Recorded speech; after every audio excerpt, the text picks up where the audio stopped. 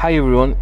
ഇന്നുള്ളതൊരു Innova Hycross VX variant, VX optional എന്ന് പറഞ്ഞിട്ടുള്ള വേരിയൻറ്റിലാണ്. എല്ലാ ഹൈക്രോസിൻ്റെയും ഹൈ റൈഡറിൻ്റെയും 360 കമ്പനി ഫാക്ടറി ഫിറ്റഡ് വരുന്നത് ഭയങ്കര മോശം ക്വാളിറ്റി ആണെന്നുള്ള എല്ലാവരുടെയും അഭിപ്രായമുണ്ട്. 12.95 ഇഞ്ചസിൻ്റെ ഒരു ഹൈപ്പർസോണിക്കിൻ്റെ സിസ്റ്റം വെച്ചേക്കുന്നത്, 8GB 256 ഉള്ള 12.95 2K റെസൊല്യൂഷനൊക്കെ ഉള്ളൊരു സ്ക്രീനുള്ള ഒരു സിസ്റ്റം. ഒറിജിനൽ പാർക്കിംഗ് സെൻസേഴ്സിൻ്റെ ഡിസ്പ്ലേയും സ്റ്റീരിയോയിൽ വരുന്നുണ്ട്.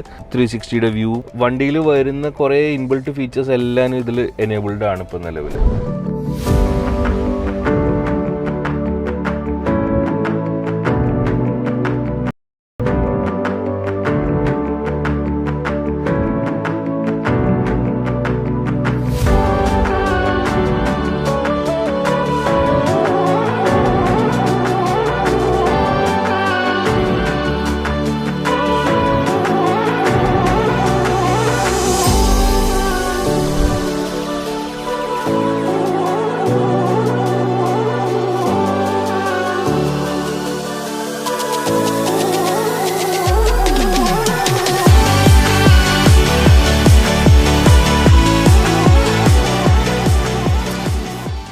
ഇന്നുള്ളതൊരു Innova Hycross VX variant, VX optional എന്ന് പറഞ്ഞിട്ടുള്ള വേരിയൻറ്റിലാണ്, which actually came with 360 camera.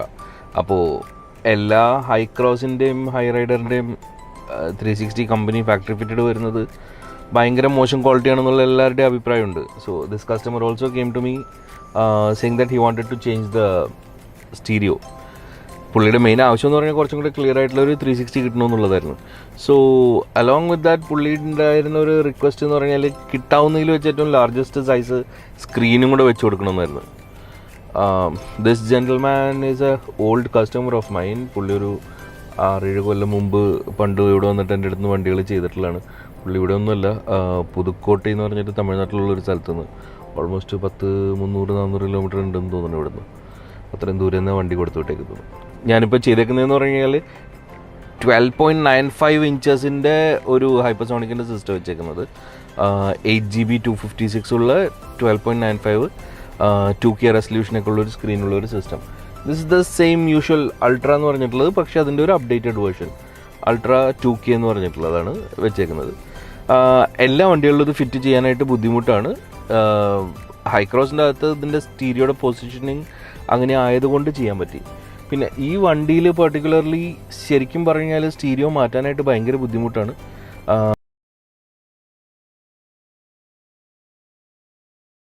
അതിൻ്റെ ബാക്കിലേക്കുള്ള പാനലും അതിൻ്റെ കവറെല്ലാനും ഞങ്ങൾ കസ്റ്റം ഉണ്ടാക്കിയെടുക്കേണ്ടി വന്നു. പിന്നെ നമുക്ക് ആവശ്യത്തിന് സമയം ഉണ്ടായിരുന്നുകൊണ്ട് ഇപ്പോൾ ഈ ഇൻറ്റീരിയേഴ്സ് കംപ്ലീറ്റ്ലി റീഡു ചെയ്ത്, പിന്നെ ഇതിലുള്ള ഈ നരച്ച പ്ലാസ്റ്റിക് പാർട്സ് എല്ലാവരും അഴിച്ചെടുത്ത് പിയാനോ ബ്ലാക്ക് ചെയ്യാനുണ്ടായി.